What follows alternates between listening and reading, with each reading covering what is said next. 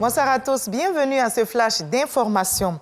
Ce jeudi 24 mars s'est tenu le Conseil national de sécurité sous la houlette du président de la République, Alassane Ouattara. Les membres du CNS ont planché sur la situation sécuritaire et sanitaire de notre pays.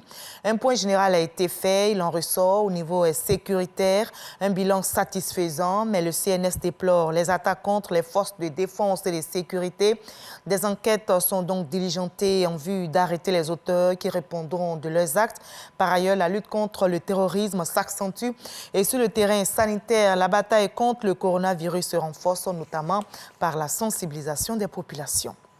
La revue 2022 du portefeuille des projets financés ou cofinancés par la Banque mondiale dans notre pays a eu lieu aujourd'hui à la primature et c'était en présence du ministre du Budget du portefeuille de l'État. Notez qu'à ce jour, l'ensemble des projets portés par la Banque dans notre pays est réalisé à 9% sur un objectif de 20% à l'atteinte d'ici le 30 juin 2022.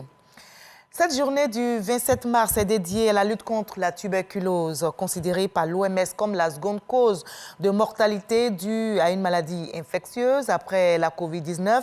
L'OMS tire donc la sonnette d'alarme. Elle appelle les pays à rétablir d'urgence l'accès aux services de santé. Et ici en Côte d'Ivoire, c'est la commune de Port-Pouet qui a servi de cadre à la sensibilisation. Le ministre de la Santé, Pierre Demba, mise sur l'investissement pour vaincre la tuberculose, nous rapporte Astou Touré. La tuberculose continue de faire des victimes dans le monde. En 2019, 10 millions de personnes ont contracté la tuberculose. En Côte d'Ivoire, l'incidence de la tuberculose en 2021 était de 135 pour 100 000 habitants.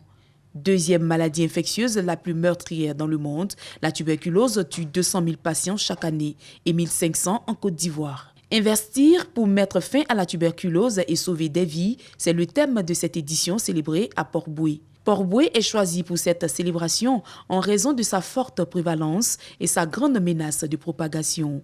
Pour éradiquer ce fléau, plusieurs actions sont entreprises. Sensibilisation, dépistage au menu de cette 27e édition de la Journée mondiale de la lutte contre la tuberculose. En dépit des nombreux efforts entrepris, les défis restent encore à relever en termes d'investissement. Beaucoup reste à faire pour atteindre les objectifs finaux afin de mettre fin à la maladie d'ici à 2035. Il s'agit pour les gouvernants et les partenaires financiers d'accroître significativement les ressources mises en place pour la lutte. Pour la communauté scientifique, il s'agit de plus d'engagement et d'innovation pour la recherche en vue de trouver des moyens de diagnostic plus rapides et simples et de nouveaux médicaments pour raccourcir la durée du traitement. Pour les acteurs de terrain, il s'agit de plus d'ardeur et de dons de soi pour apporter aux malades les soins nécessaires pour une guérison rapide. Le ministre de la Santé et de l'Hygiène publique annonce l'élimination de la tuberculose en Côte d'Ivoire d'ici 2030. Rappelons que le diagnostic et le traitement de la tuberculose sont gratuits en Côte d'Ivoire. On le sait tous, aucun État ne peut se développer en vase clos. La Côte d'Ivoire fait sienne cette maxime.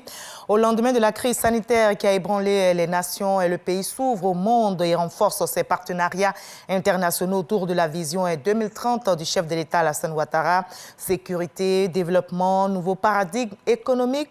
C'est le dossier politique de ce 20 donc, qui s'intéresse à l'offensive diplomatique conduite par le chef du gouvernement ivoirien Patrick Kachi aux États-Unis d'Amérique. Dossier politique à voir ce soir à 20h.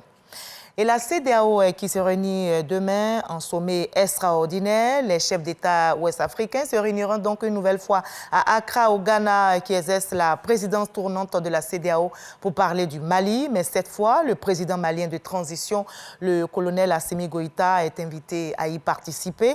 Déjà au pouvoir depuis août 2020, après 2 coups d'État militaires, les autorités de transition veulent une rallonge pour conduire les réformes promises. Mais la CEDEAO exige un retour à l'ordre constitutionnel dans un délai raisonnable, estimé à 1 an. Bamako, qui avait d'abord envisagé 5 ans de plus, a révisé ses ambitions à la baisse et proposé 2 ans la semaine dernière.